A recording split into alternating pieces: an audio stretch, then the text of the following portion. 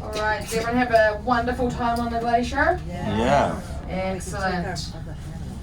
Alright, everyone's got their seatbelts on. Not that I don't trust my driving, but I am used to driving on the left-hand side of the road, so good thing we're off-roading.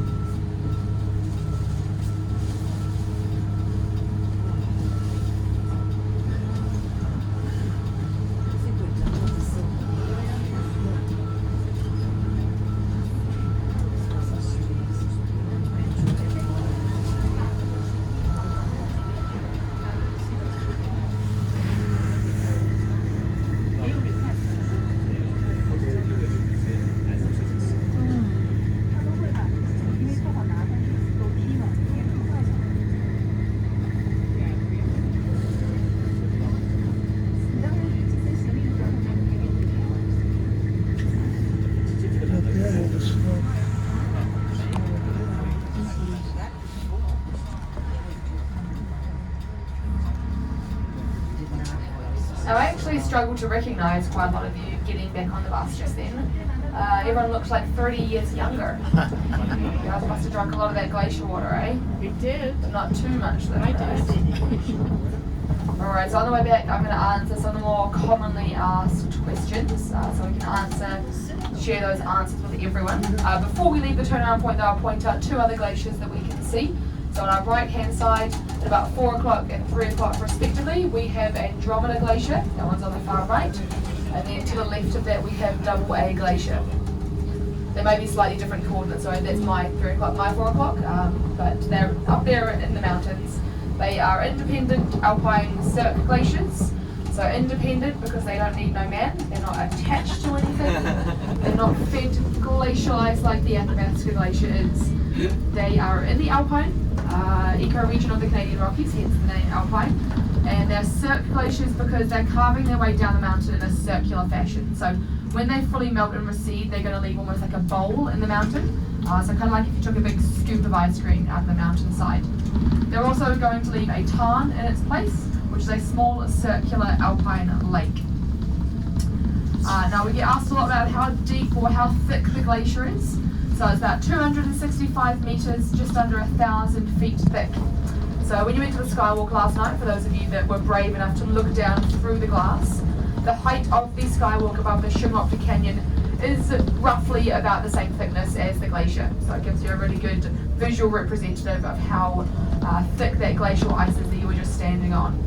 It is thinner at the edges and at the toe of the glacier, however, so that is the thickest point. Glacial ice is actually also considered a metamorphic rock because it is created under pressure, and it's one of only 2 rocks that can float on water. Do you know what the other one is? Pumice. Yeah, so pumice is a very light, abrasive volcanic rock. You're not going to find any of that around here because when the tectonic plates subducted beneath these areas, they subducted at a very steep angle, and that did not allow for those rips and tears in the Earth's crust where the magma and lava would normally come up.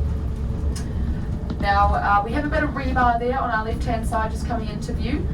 So initially we put these bits of rebar in to mark the road at the start of each season because the road changes every year. So we're not putting the same impact on the same parts of the glacier every single year.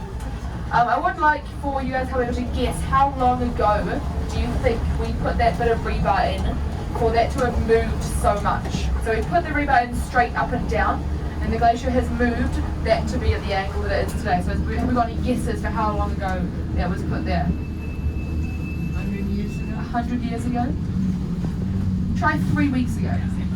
So that is how much the glacier moves every day. It moves about 30 centimetres every day.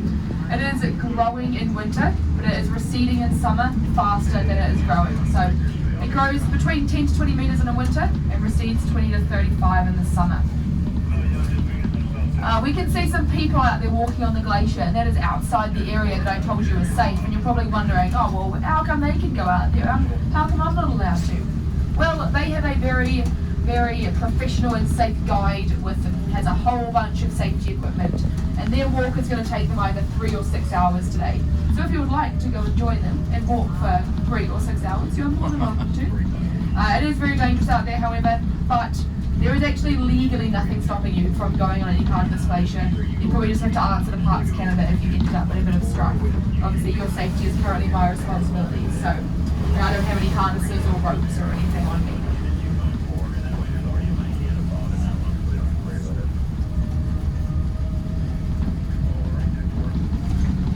Now I get asked a lot as well, what am I doing here? Why am I in Canada? New Zealand is so beautiful.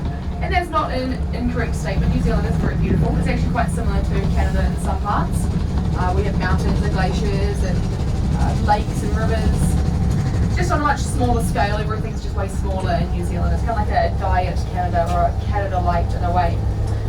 And you can drive for 8 hours in New Zealand and have driven the majority of the country almost. In Canada, you can drive like 8 days and still be in Ontario. So there's a whole bunch more to see here. I'm very outdoorsy. I like hiking and skiing and paragliding. So there's plenty of opportunities for that here. So that's why I absolutely love it. And one of the things that Canada has that New Zealand does not is ice roads. And when I grow up, I want to be an ice road trucker. Have you guys seen the TV show? Yeah, I want to be like Lisa. I want to be driving those big rigs on the frozen lakes, over dramatizing every single little thing I do. So that's the dream. And I think I'm getting some pretty good practice in right now. So hopefully in a few years' time you'll see me on that TV show. Now down to our left, if you have a bit of time later on, maybe you've done so already, but there is a little loop walk down there that has little placards that shows you where the glacier was on certain years. So it's quite interesting to see where it was and how much it's receded. There is also Lake Columbia down there as well. Now Lake Columbia is probably not going to exist in the next 10 to 15 years. It's slowly filling up with a substance called rock flour or glacial silt. So this is created by the glacier rubbing up against the bedrock and creating a fine baking flour-like substance. In the right concentrations, it works like glitter or like little mirrors, and it reflects those blue wavelengths back into our eyes. So places like Lake Louise and other glacially fed lakes in this area, they have the perfect concentration of rock flour, so it almost looks like that lake is just pure blue Gatorade. Now Lake Columbia is a little bit murkier, and that's because the concentration of that rock flour is a bit too high. Columbia is a Stony Dakota word, and it means turbulent waters.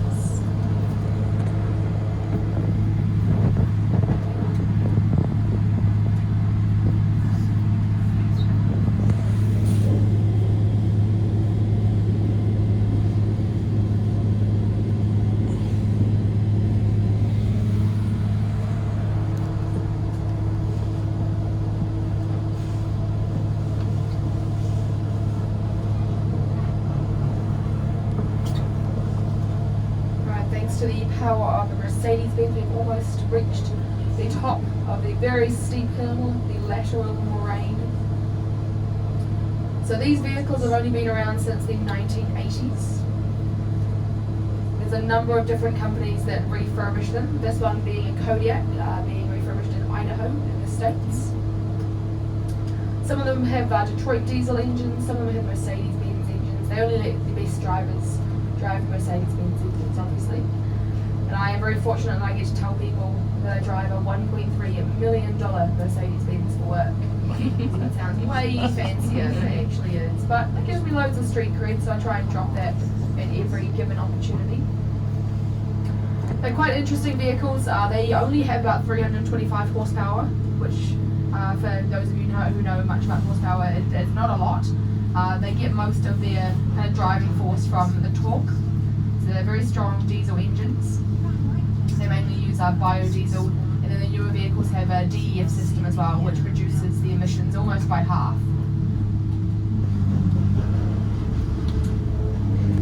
The top speed of these things is about 25 kilometers an hour, so it would take you a very, very long time to get anywhere on the highway. It would take you know, almost a day, I think, to get to Jasper. So that's why I've just kept them in this area here. Prior to the 1980s, they were using military-inspired vehicles. So there's one down at the Discovery Centre, a little yellow Bombardier. It's got tracks on it. So the US military was out here just after World War II, and they were doing a whole bunch of different training exercises. They did one specifically on the Columbia Icefield until they realised just how dangerous it was. So they went to bed one night in their tents. They woke up the next morning to discover they had one Jeep less than they started with the night before. Wow. So giant crevasses had opened up just below their Jeep and had swallowed it whole. And this Jeep has still never been found. So, as I mentioned before, the Icefield's kind of like a frozen lake, with the outlet glaciers being frozen rivers. So eventually this Jeep could very well pop out the Athabasca Glacier or one of the other outlet glaciers. It's just anyone's guess to whether it would be fully intact and fossilized or whether it's just a pile of orange rust on the glacier. So they were driving a few other vehicles with tracks on them that were very maneuverable on the glacier. So the tour companies at the time took that idea and used that. They used the Bombardier for a bit, and then they upgraded questionably to a vehicle that was nicknamed the Shake and Bake, because it had absolutely no suspension whatsoever and no aircon either. So it was like being rattled around in a hot oven. So these vehicles are a massive upgrade. They obviously don't have tracks on them. They found that the tracks were kind of churning up the glacier just a bit too much. So these vehicles have massive tyres. They have quite low air pressure, so only 15 to 20 psi. And what that does, that creates a very large surface area for the ice explorers on the glacier. So the weight is spread out across those 6 tyres. Each tyre is about 5 feet tall, so about the same height as I am. Very, very tall for a tyre, not very tall for a human apparently. And they're worth about 7,000 Canadian dollars each.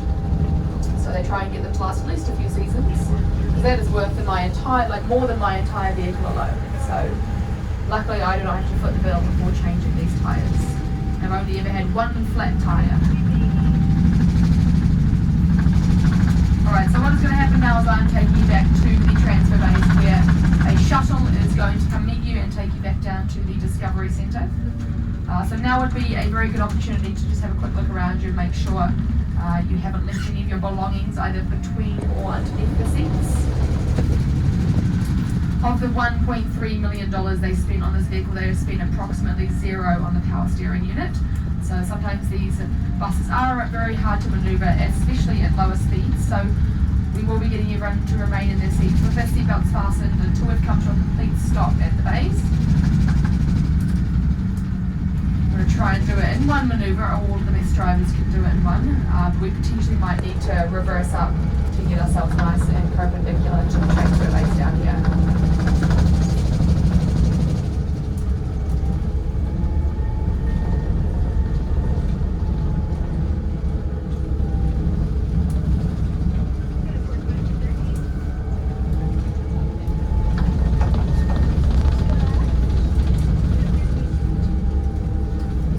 This opportunity now before I need to do all these tricky maneuvers just to say a massive thank you to everyone, because if it wasn't for you guys coming out today, I would not be here, driving these buses, getting the awesome practice on the ice that's going to help me hopefully become an ice road trucker, putting the wheels in motion, so to speak, to achieving my dream. So I hope you all had a wonderful time out on the glacier today. It's a beautiful day for it.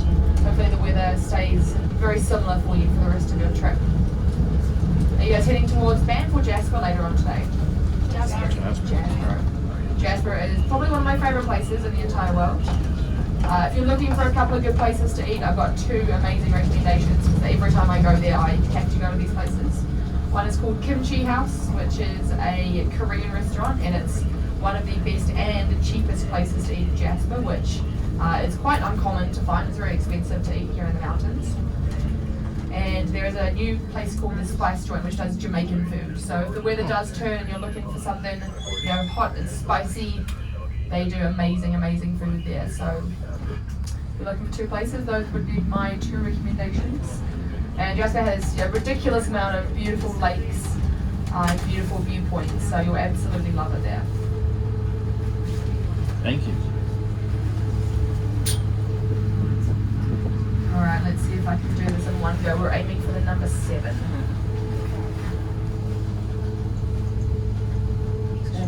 the wheel about 500 times. And no power steering. No power steering whatsoever. That's okay. Gives me strong muscles. You're hired. Alrighty, so what we'll do is we'll be getting off this bus and underneath the shelter in front of us. And then by the time he runs off there should be a shuttle bus here to take you straight down to the Discovery Centre.